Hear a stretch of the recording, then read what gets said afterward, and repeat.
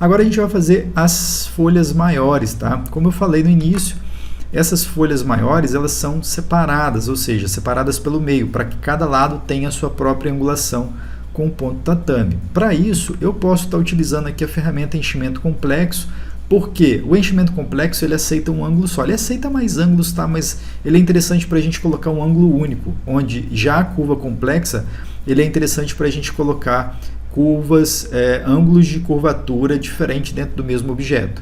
Então, para fazer os caules, como o caule ele tem um formato de angulação que vai se moldando de acordo com a forma do objeto, eu preferi fazer com curva complexa. Já a folha que tem um ângulo único, tá vendo? Tem dois objetos, cada um com um ângulo único. Vamos fazer aqui, você vai entender melhor. Enchimento complexo, e eu vou começar desenhando aqui exatamente a divisão do meio da folhinha, tá vendo? Exatamente o meio dela. E aí eu vou carregar com Enter e ele já vai aplicar o ponto. Por enquanto vamos deixar assim mesmo, só para finalizar o raciocínio para mim te mostrar aqui por que eu estou usando o enchimento complexo e não curva complexa, tá? Tá vendo? Ficou exatamente dessa forma aqui, ó. Agora eu vou mudar, por que eu usei o enchimento complexo, né? Por causa disso aqui, tá vendo? Ângulo único, ó. Diferente do curva complexa, você tem vários ângulos, tá vendo? Esse objeto tem um ângulo aqui em cima, e eu poderia sair colocando vários ângulos se fosse interessante, né? Mas não é porque os caules eles não têm tanta curvatura assim. Então, dois ângulos só, um aqui em cima e outro lá embaixo, já foram por si só suficientes. Nesse caso aqui, eu tenho apenas um ângulo para cada lado, ou seja, um objeto com um ângulo e esse outro objeto com outro ângulo. E eu vou inclinar um pouquinho aqui, ó, cada um deles, para poder ter aquela mesma proposta do desenho original. E aí o tipo de ponto que a gente colocou lá, eu vou colocar aqui também, depois a gente vai replicar em todas as folhinhas, foi o tatame. Então vamos trocar aqui, ó, selecionei os dois objetos, vou na guia enchimentos e troco aqui para tatame, tá? Claro que não é tão simples assim, tem algumas configurações a mais que eu vou te mostrar, mas vou deixar para te mostrar lá na frente, para a gente não confundir aqui a aula, tá? Então vamos seguir criando os demais objetos com essa mesma proposta aqui e depois eu te mostro qual a configuração de ponto que eu usei para a gente fazer esses aspectos mais diferenciados aqui nesses pontos, tá? Bom, vamos lá então. Vamos pegar aqui a ferramenta enchimento complexo e vamos criar também as outras folhas, tá?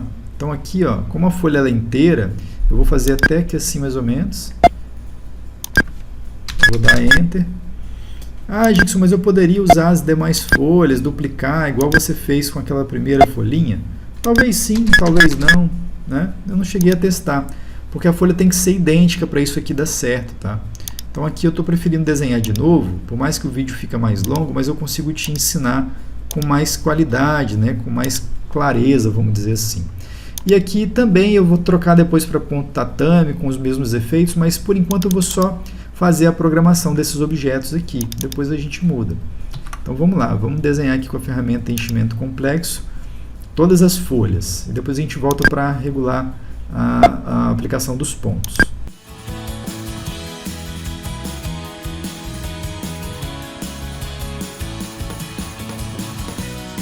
Aí aqui, por exemplo, essa folhinha aqui, vamos tentar usar essa daqui. Seleciono os dois objetos, dou um Ctrl D, a gente gira ele aqui, ó. Opa, peraí, deixa eu girar ele de novo. Selecionei, dei um cliquezinho, agora eu giro. Eu vou colocar ele nessa posição, vamos ver se ele vai... Aí, ó, pode ser usado, beleza? Então, nesse caso aqui, a gente pode usar, a gente usa.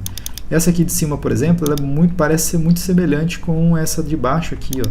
Então, vamos duplicar.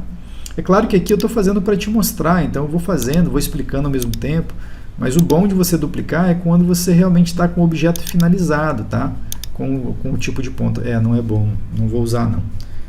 Não deu certo. Vamos utilizar de desenhar de novo, porque aí fica com uma característica mais particular, vamos dizer assim, né? Nem sempre dá certo a gente aproveitar os mesmos objetos, né? Pronto. Agora eu já apliquei, tá vendo? Já terminei aqui as folhas todas.